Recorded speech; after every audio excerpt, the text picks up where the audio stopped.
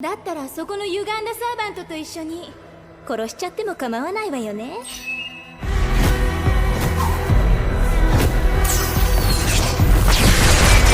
毒の激痛はまだ？さっさと転げ回って私を笑わせなさいよ。もう人間じゃなくて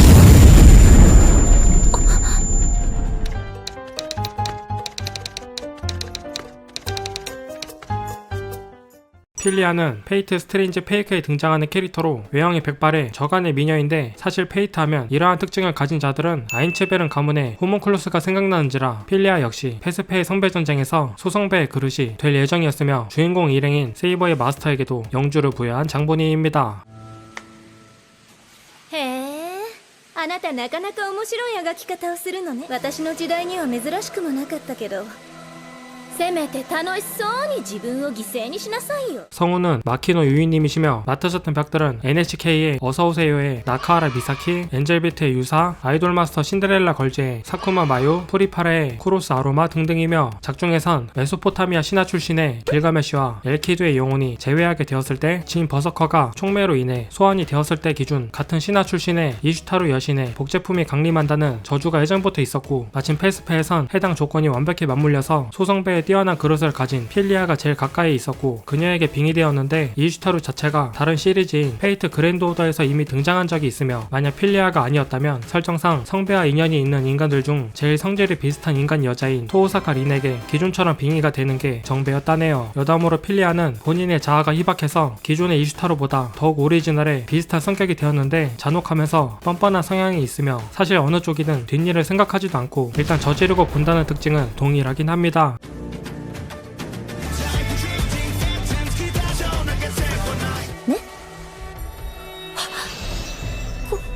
この女は違う。そうよ、女神だけどね。いや、あんなジメジメした洞窟を歩かせるなんて、それだけで万死に値するところよ。責めてるわけじゃないのよ。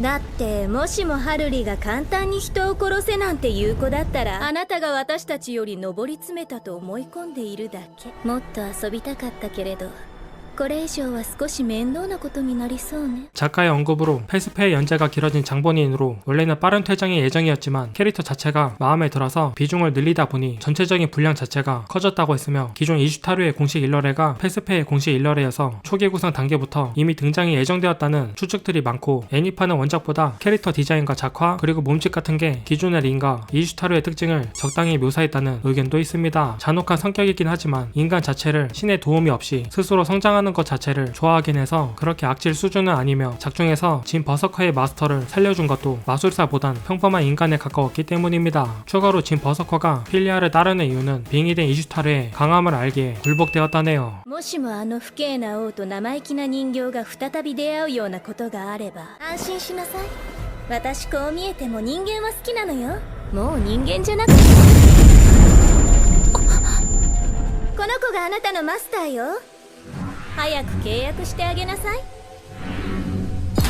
여신의 복제품이지만 이미 평범한 서번트 범주를 벗어나서 능력치는 마력 EX, 보구 EX, 민첩 A, 행운도 A인 만큼 상당히 규격 외 수준을 보여주는데, 기본적으로 여신 개념이라 정신 간섭계 공격은 통하지가 않고 미의 현현 EX라는 고유 스킬이 있어서 마무리나 무기물, 물리 법칙조차 영향을 끼쳐 사실상 무적급에 방어로도 평가되는데, 다만 명계 관련의 개념에는 통하지 않는다는 단점이 있습니다. 보구는 기존 이슈타류의 보구의 다른 이름인 제베람님 브레이커로 쉽게 설명하면 산맥 뚝배기 박살내기 정도로 해석되며, 기존처럼 거대한 창을 발사하는 것과 똑같은 보구인지는 불명이지만, 공식 설정엔 해당 일격이 억지로 세계를 절하게 만드는 천공의 프레셔다 라고 쓰여 있어 흡사하지 않을까로 추정되고, 구가란나 스트레이크 아울레이지라는 보구도 있는데 설정상 최강의 신수라는 수식어가 있고, 평소엔 직경 800km 초대형 태풍의 모습이고, 본인이 직접 접촉하면 하늘의 황소의 모습이 되는데, 실제로 길가메시 서사시에 등장하는 존재로 코끼만으로 거대한 싱크홀은 기본 평타가 무려 운석 낙하급의 파괴력이라네요. あなたたち人類をちゃんと支配してあげるから。だったらそこの歪んだサーバントと一緒に殺しちゃっても構わないわよね。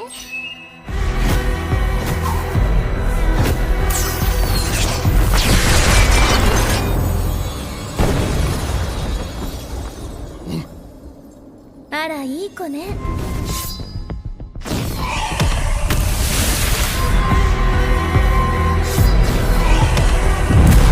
私は許してもこの子は許せないみたいね。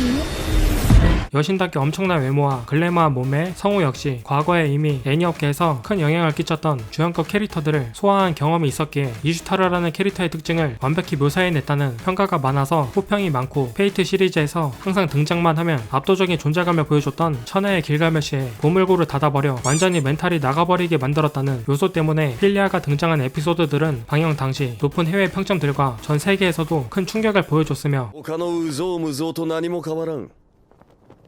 雑種北条の女神イシュタルよ。落ちたなんてひどいものいいね。落ちたと言ったが訂正しよう。随分と首相になったではないか。でも私なら鍵をかけ直すことぐらいはできる。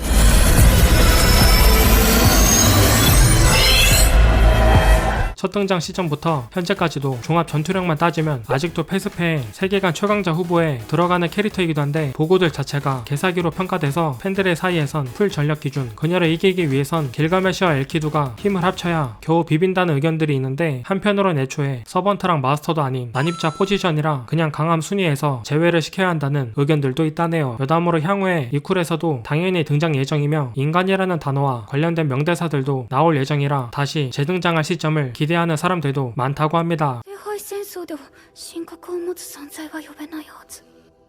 そうね。聖杯者普通は無理。あなたは逃げなさい。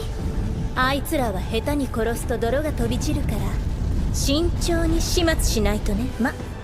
私はマスターでもサーバントでもないけどね。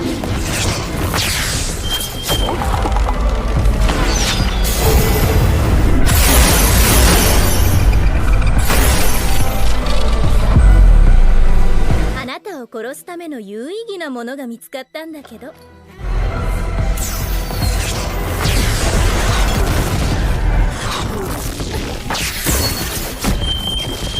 この名曲は。